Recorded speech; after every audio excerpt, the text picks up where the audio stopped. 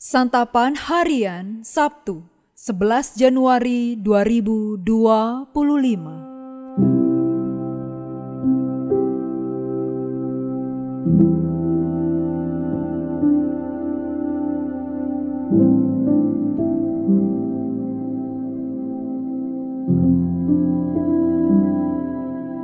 Inilah program Santapan Harian, sebuah program yang mengajak Anda menelusuri isi Alkitab, agar Anda menemukan makna firman Tuhan sesuai dengan konteksnya. Santapan Harian tertuju bagi Anda yang ingin memiliki kehidupan rohani yang segar, kuat, dan sigap. Hari ini kita akan membaca Lukas pasalnya yang ke-6, ayat 6 hingga ayatnya yang ke-11. Namun sebelumnya, mari kita berdoa.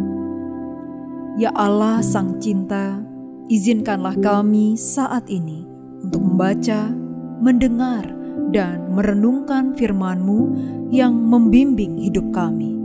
Dalam Kristus kami memohon. Amin.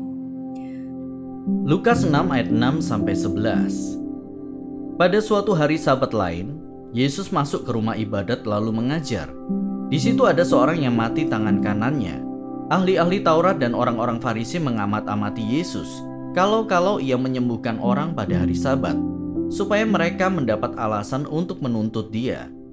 Namun ia mengetahui pikiran mereka lalu berkata kepada orang yang mati tangannya itu, "Bangunlah dan berdirilah di tengah." Orang itu pun bangun dan berdiri. Lalu Yesus berkata kepada mereka, "Aku bertanya kepada kamu, manakah yang diperbolehkan pada hari Sabat? Berbuat baik atau berbuat jahat? Menyelamatkan nyawa orang atau membinasakannya?"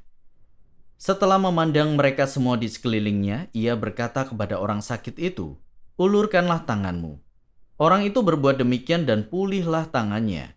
Kemarahan mereka meluap, lalu mereka berunding tentang apa yang akan mereka lakukan terhadap Yesus.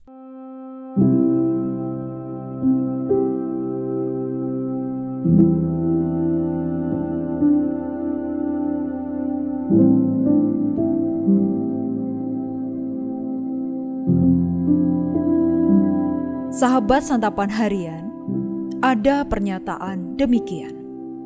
Firman Tuhan itu seperti pedang bermata dua.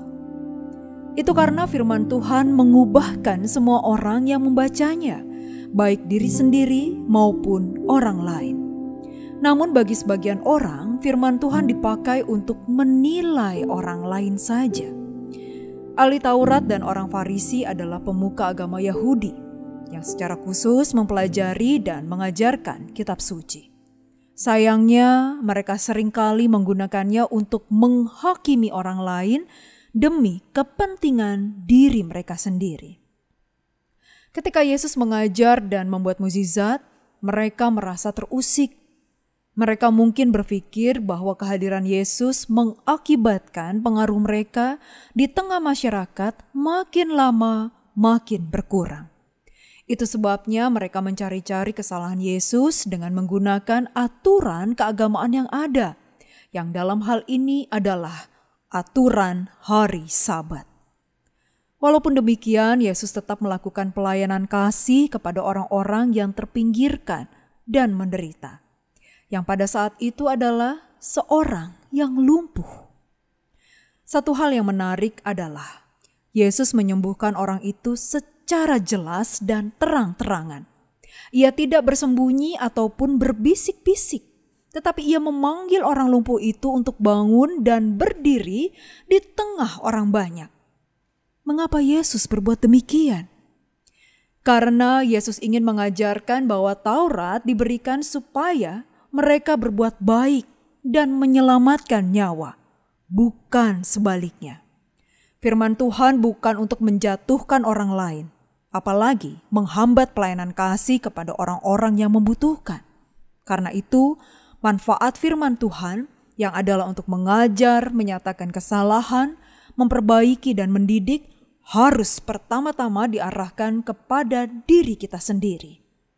Setelah kita diubahkan, barulah kita membagikan firman Tuhan kepada orang-orang di sekitar kita dengan cara-cara yang berbela rasa, bukan dengan cara-cara yang menyalahkan. Hasilnya, mereka yang membutuhkan perhatian dan kasih Kristus pun turut diubahkan. Mari kita berdoa. Bapa di surga, terima kasih. Karena ketika kami mengakui dosa kami kepadamu, Engkau memberi kami hati yang baru dan hidup yang baru.